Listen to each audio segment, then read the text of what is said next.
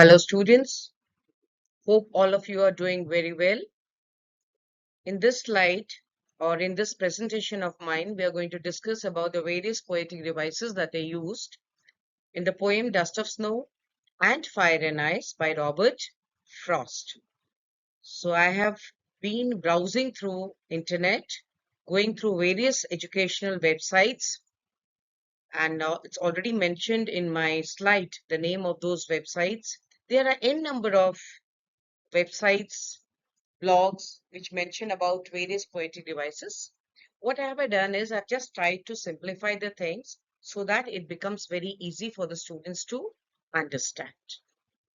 Hope this presentation will be quite informative as well as helpful for all of you. One of my very favorite poem. Before we go through the poem, or let me read out the poem, let me make the things very clear to you students. The very important message which this poem is giving us is nothing is good, nothing is bad. We have negative elements which are being mentioned in this poem.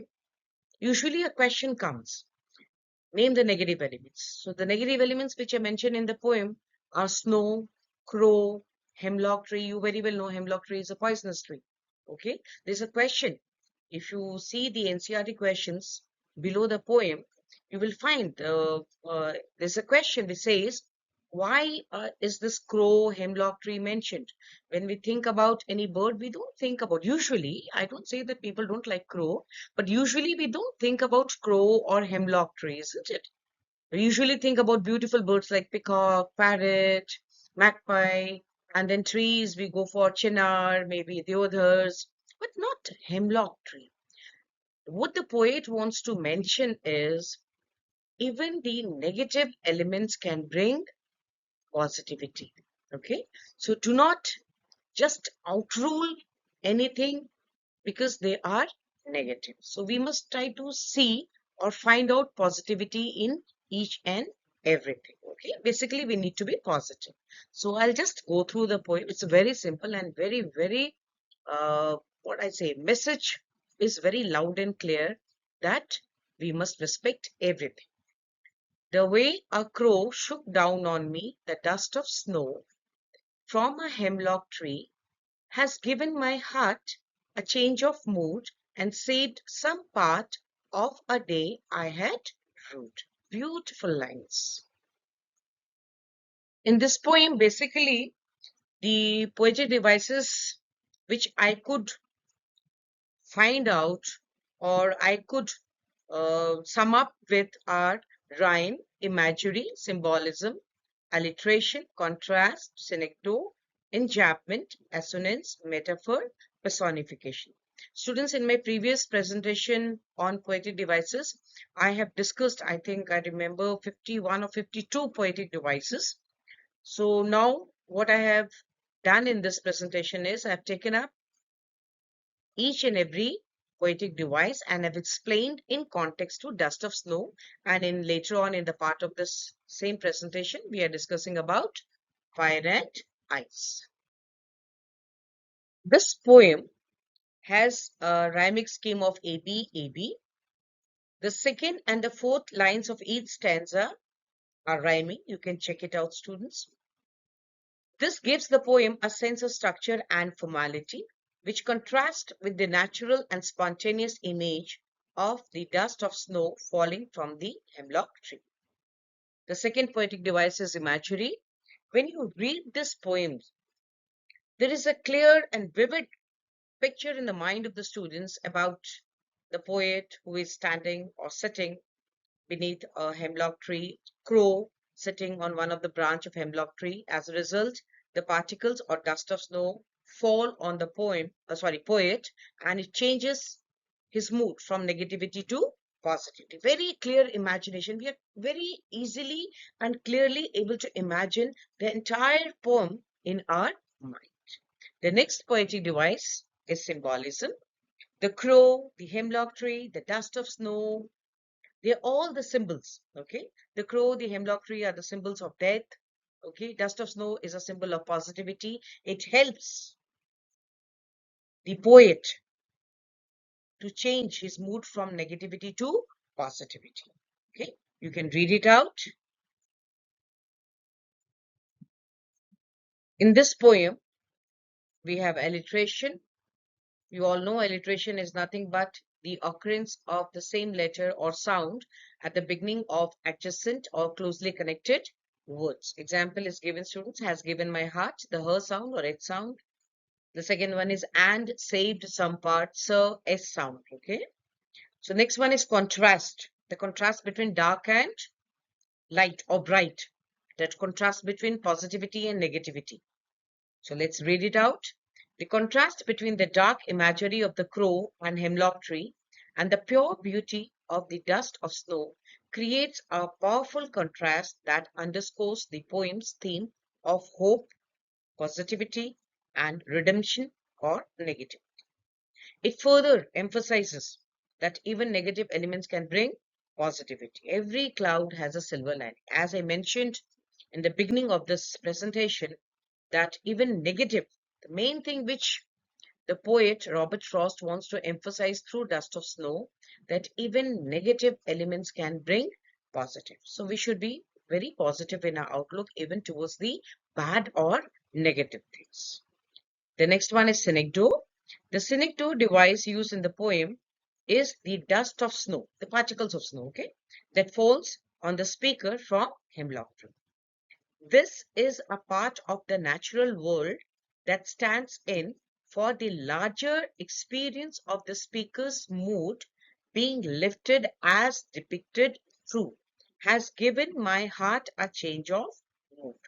The dust of snow is a small detail that represents the larger idea of a transformative moment. It is an example of how Frost uses everyday objects and experiences to illustrate deeper truths about human nature.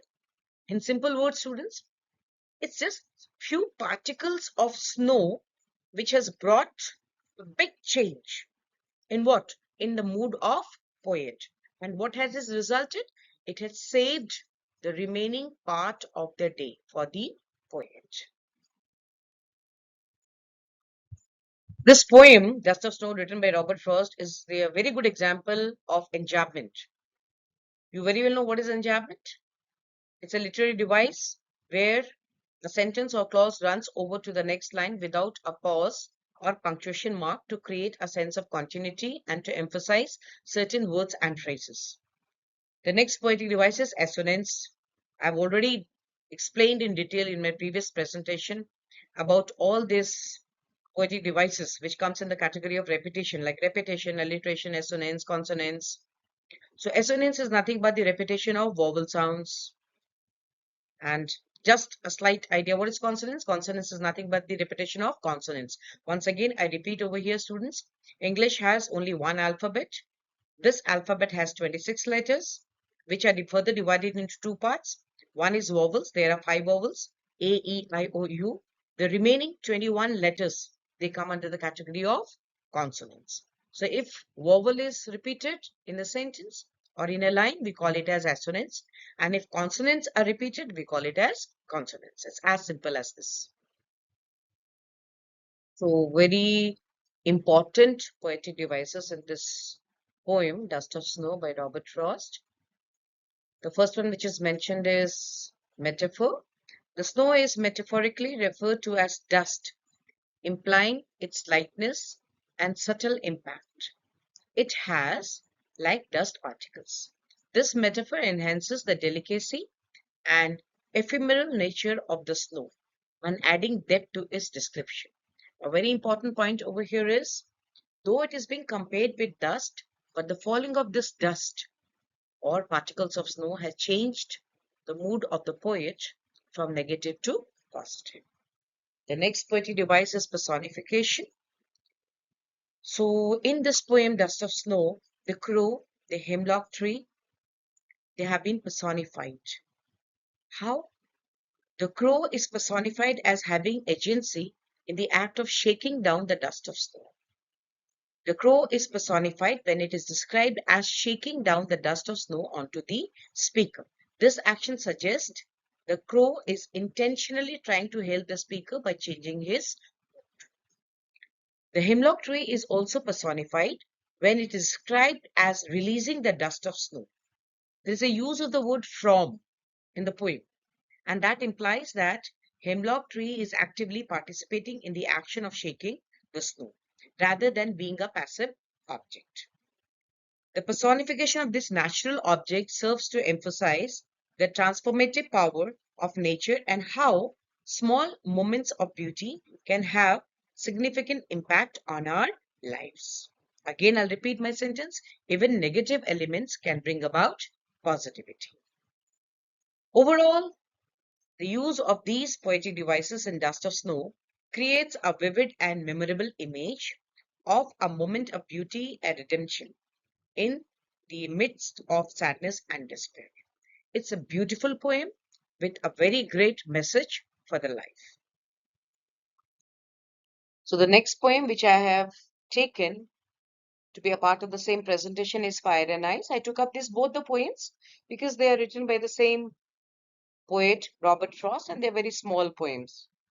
Again, I'll repeat, the information has been taken from net, which have been read, which have been reframed, and I have tried my level best to make it as easy as possible so that the students are able to understand the various poetic devices, and I hope it will be great help to you all.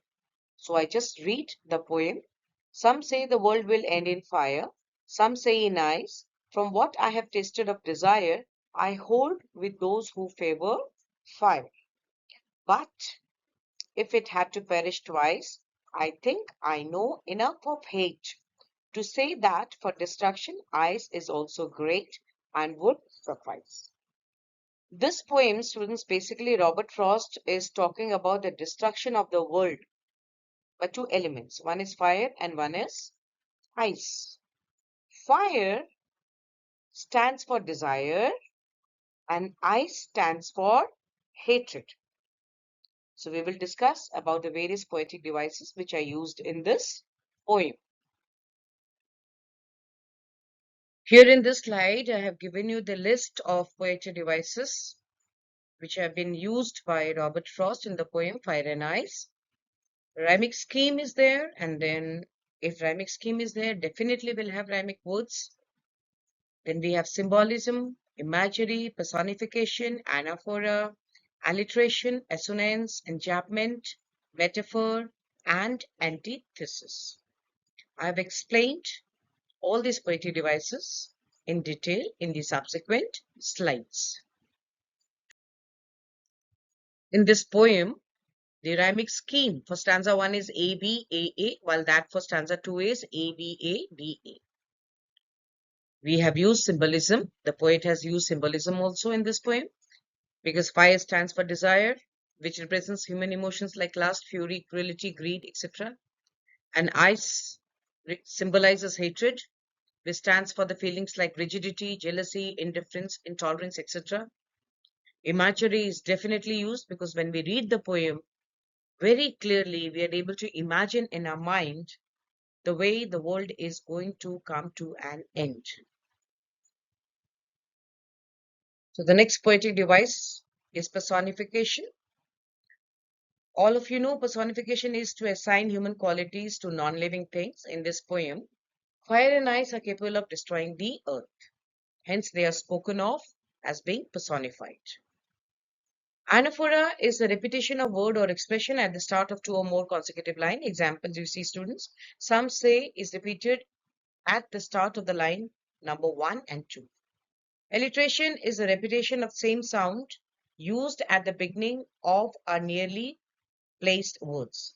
The sound S or sir in some say, F or fur in favor fire, and W in or were in world will. This is an example of alliteration. Assonance. Assonance is the repetition of same vowel sound in different words in the same line. Example you see, I hold with those who favor fire. O sound is being repeated and O is a vowel. We have enjambment in this poem. It is a line or clause that does not come to an end at a line break. Rather, it moves over to the next line. This device, is called as enjambment. So example I've already given. From what I have tasted of desire, I hold with those who favor fire. Metaphor. It is a literary device that is used to make a covert comparison without using the word like or as. In my previous presentation, I had given you a tip how to remember or how to differentiate between metaphor and simile. Usually the students get confused between metaphor and simile. Once again, I repeat, if you feel or if you see, not feel, sorry, if you see the words like or as is there, it is simile. Because as has S is the first letter of simile. Like has L sound, L sound, and it is the last sound of simile word. Metaphor doesn't have S, metaphor doesn't have L. So if a sentence doesn't have like and as, it is metaphor. And if it has, it is simile. Okay. So this poem has metaphor. So the poet uses the term fire and ice as metaphors for human emotions related to desire and hatred. So the last one is antithesis. Fire is the antithesis of ice. Two contrasting and directly opposite destructive forces have been the hallmark of this poem, Fire and Ice. Thank you, students. I hope my efforts would be of great help to all of you to understand the various poetic devices of the poem The Dust of Snow and Fire and Ice by Robert Frost. Please do like, share, and subscribe my channel so that I'm encouraged to make more such videos and presentation. So my next presentation will be on the various poetic devices which are used in A Tiger in the Zoo, which is written by Leslie Norris.